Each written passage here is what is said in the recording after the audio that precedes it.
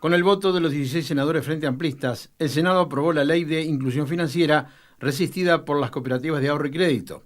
El texto ya contaba con la media sanción de diputados, por lo que pasó al Poder Ejecutivo para su promulgación. La rebaja de 2 puntos del IVA comenzará a regir en agosto para los pagos con tarjetas de débito.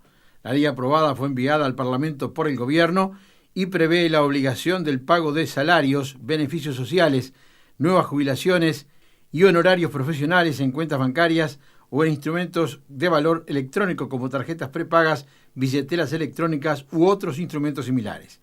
Además, se establece una rebaja de 2 puntos del IVA a partir del tercer mes de aprobada la ley, y en el artículo 54 se faculta al Poder Ejecutivo a realizar otra rebaja de 2 puntos adicionales el primer año y 1 punto el segundo para compras de hasta 11.200 pesos.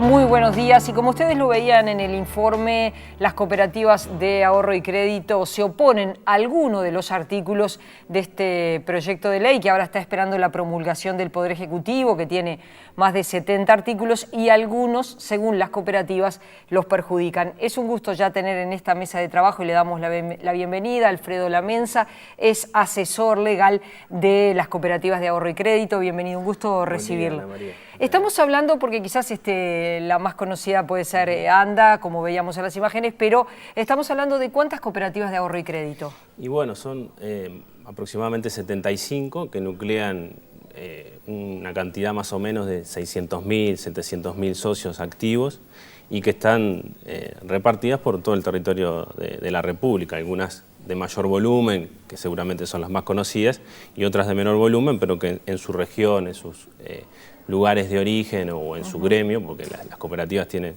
o un origen gremial o un origen regional, son muy conocidas y hacen una profunda labor social, ¿verdad? Este es un tema, todo lo que está vinculado con lo financiero, no son temas sencillos de explicar, ¿verdad? La gente dice, ¿cómo es eso? Digo, que bueno, que se va a rebajar el IVA, ¿cómo y en qué circunstancias? Porque es que a un proyecto que tiene algunos aspectos que parecen muy positivos para cualquier trabajador, para cualquier uruguayo, como es la rebaja de 2 puntos del IVA con tarjetas de crédito y 4 puntos con tarjeta de débito, ustedes dicen, bueno, pero tiene aspectos que a las cooperativas nos perjudican. Sí, exactamente. En realidad, desde un principio sostuvimos, incluso con el proyecto original, que es un proyecto que evidentemente en sus lineamientos generales y en sus finalidades y objetivos compartimos plenamente. El tema de la inclusión financiera, el tema de dar más seguridad a las transacciones de dinero, con todo el tema de la inseguridad, ¿verdad? El tema del no uso del dinero físico es una ventaja importante. La transparencia en lo que es las relaciones entre las personas con los pagos a través de la formalización de la economía. En eso, obviamente, la rebaja del IVA, que es transitoria, pero que es importante a los efectos de que la gente se vaya acostumbrando a esos medios, entendemos que es compartible. El tema de la inclusión financiera también lo compartimos porque las cooperativas desde siempre han tratado de incluir justamente a los sectores que por uno u otro motivo no han podido ser incluidos o por los bancos, ¿verdad? Sí, efectivamente, es decir, las cooperativas tienen esa clientela que son aquellas personas que no pueden acceder a una cuenta bancaria por una razón obvia, porque no tienen recursos económicos como para acceder a un banco. Claro, lo que hacen las cooperativas como parte, digamos, del tercer sector de la economía, está el sector público, el sector privado, y podríamos llamar el tercer sector, que es el social, donde podemos ubicar mayormente a las cooperativas. Obviamente están instituciones como ANDA, que no es estrictamente una cooperativa, pero que integra el sector social, que evidentemente ayudan a que gente que está excluida de determinados aspectos, en el caso de las cooperativas de ahorro y crédito, en lo que tiene que ver con el crédito, pero en las de trabajo, lo que tiene que ver con el trabajo, la de consumo con respecto a determinados consumos, ¿no? ¿Y cuáles son esos aspectos que ustedes dicen, bueno, estos aspectos a las cooperativas nos perjudican? Bueno, básicamente, haciendo un breve resumen de lo que ha sido el tracto de este proyecto de ley, es un proyecto que las cooperativas toman conocimiento cabal prácticamente el día que ingresa al Parlamento en diputados, ¿no? Ahí el proyecto tenía muchos aspectos negativos que impactaban fuertemente en el sector cooperativo, tanto de consumo como de ahorro y crédito. Y luego, es bueno decirlo, en la Cámara de Diputados hubo modificaciones que mejoraron ese proyecto. Aún así, como tú señalás, las cooperativas hoy por hoy, y quedó, creo yo, palmario en la sección de la Cámara de Senadores, hay aspectos que merecen la modificación, que seguramente es una modificación en base legal, y que son básicamente dos. Uno es el tema del intangible, que lo podemos ver, del sueldo, y el otro es la prelación con respecto a los bancos y demás instituciones. A ver, el intangible, expliquémosle a la gente. Claro. Es decir, hoy la gente no se puede endeudar prácticamente hasta el 70% del sueldo. Exacto. Y hay un 30% que no está permitido que los trabajadores se endeuden. ¿Cuál sería la diferencia que tienen ustedes? Porque en realidad el Poder Ejecutivo quiere llevar ese intangible a más, a un 50%, es decir, que los trabajadores no se les pueda retener más del 50% del sueldo. Hoy es el 30%. Claro. El intangible es una medida y un límite que es bueno, es necesario, porque no es bueno que un trabajador se endeude al 100% de su salario por retención. En realidad igual se puede endeudar por el 100% por fuera de la retención y le va a salir más caro, pero por lo menos pone una barrera, ese 30%. Cuando uno dice vamos a llevar ese 30 a un 50, en un principio, si no lo analiza con mucha profundidad, puede pensar que eso es favorable hacia el trabajador, porque en vez de cobrar el 30 va a cobrar el 50. Pero cuando uno analiza la dinámica del crédito, las necesidades y las distintas prelaciones que hay en las retenciones de salarios, ahí la cosa cambia. ¿Por qué digo esto? Porque en la prelación, en primer lugar, están las pensiones alimenticias, las retenciones por alquileres, la cuota sindical, etc. Con lo cual, eso generalmente hoy por hoy está afectando un 40, un 50% del salario. Con lo cual, si llevamos el intangible al 50%, la persona no va a tener manera de que se le retenga el crédito del salario. ¿Y cuál es la consecuencia? La consecuencia es la siguiente. La retención por crédito de nómina, la retención del salario, tiene una tasa determinada. Ya la tenía de antes, ahora con la ley de inclusión financiera tiene una tasa. Pero la retención el crédito sin retención, por fuera del crédito de nómina, tiene una tasa 3 o 4 veces mayor. Entonces la persona no va a poder poner su sueldo como garantía del crédito y va a tener que ir afuera de esa garantía, seguramente a una financiera o a la institución que elija, y le va a salir el crédito mucho más caro, porque hoy por hoy, por ejemplo, con esta ley de inclusión financiera podríamos hablar de 3 clases de crédito. Uno, el crédito de nómina, que tiene determinados requisitos, y nosotros estimamos que la tasa va a estar en más o menos un 34% máximo. Otra es el crédito con retención, que es parecido al crédito de nómina, pero está por debajo en la prelación, que pueden otorgar las cooperativas, que va a tener una tasa máxima del 37%. Y después va a estar el crédito sin retención, ¿no? Ese crédito que no puede garantizarse con el salario, que va a tener hoy tendría una tasa máxima del 116%. Entonces vemos que es una diferencia importante y en ese sentido puede haber una afectación y un encarecimiento del crédito para las personas que lo necesitan, socios de cooperativas, etcétera, que son de menores recursos, ¿no? Sin embargo, según lo que explicaba Val Corba en otro medio de comunicación, en El Espectador, integrante del equipo económico del Ministerio de Economía, decía, las cooperativas pueden ofrecer el crédito a todos los trabajadores sin ningún tipo de restricciones, es decir, para ustedes se amplían las posibilidades. Incluso hay trabajadores que si no tienen la posibilidad de ir a determinado banco, lo pueden hacer a través de cooperativas. Los bancos no tienen esa potestad, solo tienen la potestad de prestar si el trabajador tiene la cuenta en el banco. Claro. Entonces, ¿a ustedes no se le amplía la cartera de clientes? No, en realidad no. Lo que sucede es que el proyecto tal cual fue aprobado implica una mejora con respecto al proyecto original, pero no con respecto a la situación anterior.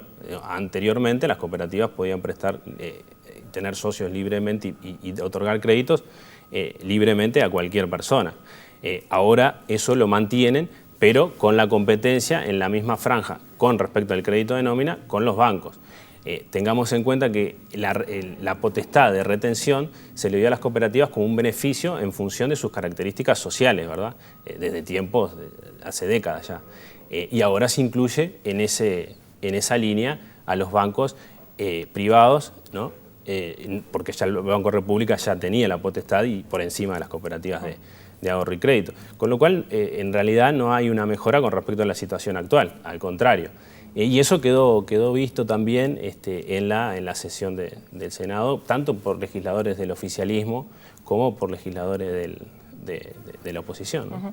En realidad el proyecto tiene amplios beneficios para los trabajadores, porque hoy un trabajador puede elegir dónde tener su salario. Antes o hasta ahora, quien elige dónde está el salario del trabajador es la empresa, claro, que dice, te deposito el salario en tal institución financiera. Ahora los trabajadores van a poder seleccionar dónde es que quieren tener su dinero. Y las cooperativas, ¿por qué no se convierten también en emisores de dinero plástico? Claro, bueno, yo reitero, hay aspectos que obviamente, los aspectos puntuales que nosotros estimamos que se deberían modificar y que somos optimistas que puede haber una modificación, porque incluso quedó dicho por los legisladores, son dos básicamente, es el intangible y lo que tiene que ver con la prelación. El aspecto de que el trabajador pueda cobrar en distintos bancos lo estimamos que es positivo. Y además no se le cobra la transacción, incluso con los cajeros automáticos, eso es una cosa importante, y es que si vos mañana querés sacar dinero de un cajero automático, aunque no sea de tu banco, no te cobran ninguna comisión. Hoy día es comisión para todo. Todo movimiento que uno hace tiene comisión y esto lo quita. Eso parece también muy beneficioso. Exacto. Nosotros, yendo concretamente a tu pregunta en cuanto a ser emisor de crédito, el proyecto de ley limita la posibilidad de que una cooperativa por sí misma, con su estructura, pueda ser un emisor de dinero electrónico, porque tiene que tener esa entidad un objeto específico y no puede otorgar crédito. Con lo cual, evidentemente, que la cooperativa por sí no lo podría hacer, lo tendría que hacer a través de otra forma jurídica, etcétera, que no es, digamos, el objeto específico y estatutario y legal que tiene una cooperativa hoy por hoy. En ese sentido, no vemos que las cooperativas hayan sido beneficiadas, pero reitero, esos aspectos son importantes. El tema del dinero electrónico es algo que, más allá de toda ley, es algo que se viene en el mundo por lo que son los avances tecnológicos y demás. Eso, evidentemente, que es algo que llega para quedarse más allá de la ley. Ya existe además la tarjeta de débito, la tarjeta de crédito. Esta ley lo que hace es impulsarlo y nos parece eso muy bien. Da la impresión, además, que filosóficamente el proyecto limita a que muchas cooperativas utilicen los créditos que se dan a la población, si se quiere al trabajador más humilde, limiten la posibilidad de que le cobren altas tasas de interés, como ocurre hoy día. Hay cooperativas, no le digo todas, hay cooperativas que están al límite de la usura. Si la usura es de un número, están ahí, pegando, casi rozando el palo de la usura. Bueno, eso que tú señalás es importante, porque la realidad es que las cooperativas, que son realmente cooperativas, en promedio prestan mucho más bajo que los bancos y que las financieras, sin duda. Y algunas prestan casi incluso que el crédito social del Banco República, que es un banco que tiene un fondeo, no lo vamos a desarrollar acá. Puede haber casos de algún cooperativa, o quisiera ver si es cooperativa en la realidad, porque también hay casos de pública notoriedad que han utilizado el vehículo cooperativo de forma contraria a la ley y han tenido sus sanciones y bueno, eso es una cuestión de control, ¿verdad?, de las autoridades, de los organismos.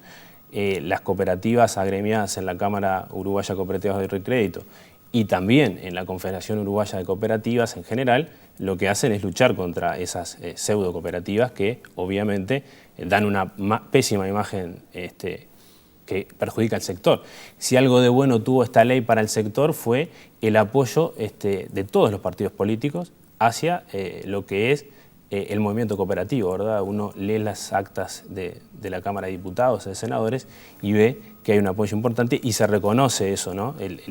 La mejoría que hubo en el crédito, la inclusión que hicieron las cooperativas, más allá de casos puntuales que obviamente tienen que ser analizados puntualmente, ¿no? Sí, en todo caso por el Banco Central. Respecto, usted decía, bueno, falta todavía la reglamentación de la ley, ¿verdad? Es decir, la promulgación del Ejecutivo. ¿Qué margen tienen ustedes para lograr bueno, modificaciones? Sí. Bueno, ahí es interesante lo que tú decís, Ana María, porque toda ley, generalmente, y más una ley de esta envergadura, que es muy importante y que abarca distintos aspectos, debe ser reglamentada. Y evidentemente, en esa reglamentación somos optimistas que se va a tener más en cuenta que lo que se tuvo en el proyecto original, la posición de las cooperativas de ahorro y crédito, por lo que te decía recién, de que todo el sistema político estuvo conteste en que hay que defenderlas y hay que promoverlas y hay que cuidarlas, ¿no? ¿Qué impacto negativo ustedes creen que puede tener? ¿Que baje el nivel de actividad actual que ustedes tienen? No, es decir, con el proyecto original, antes de entrar a diputados, o el que entró en diputados, pero después fue modificado, había un impacto muy negativo, porque evidentemente a cualquier institución, si le bajan lo que es en definitiva los costos y le bajan el precio, perdón, y le mantienen los costos, no nos olvidemos que las cooperativas pagan salarios 3 veces por encima de lo que pagan las financieras a sus trabajadores, y lo que es la parte salarial es muy importante en lo que es todos los costos de las cooperativas. Bueno, aquel proyecto original impactaba mucho.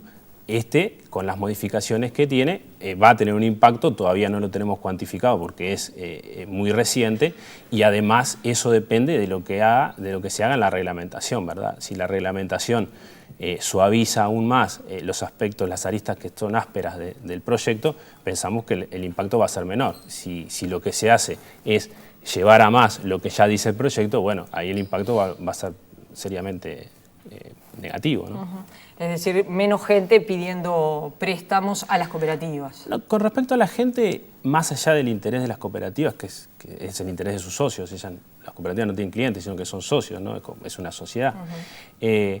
Pero con respecto a eso, lo que nosotros vemos es que el crédito se va a encarecer. Digo, porque si la persona, sobre todo al aumentarse el intangible, por suerte es gradual el aumento. Recién en el 2015 se va a ir a un intangible del 35 y así sucesivamente hasta el 2018, donde se podría llegar a un 50. Si se llegara a un 50, estimamos que más allá de lo que le pueda pasar a las cooperativas, el crédito al consumo de las personas de menores recursos evidentemente se le va a encarecer porque no le va a dar el sueldo para garantizar su crédito, y por tanto va a tener que ir al crédito que te decía recién, que tiene una tasa máxima del 116. Alfredo, gracias por haber venido. Volvemos a conversar en cualquier momento. Nosotros Gracias. los invitamos a seguir con más InfoTNU.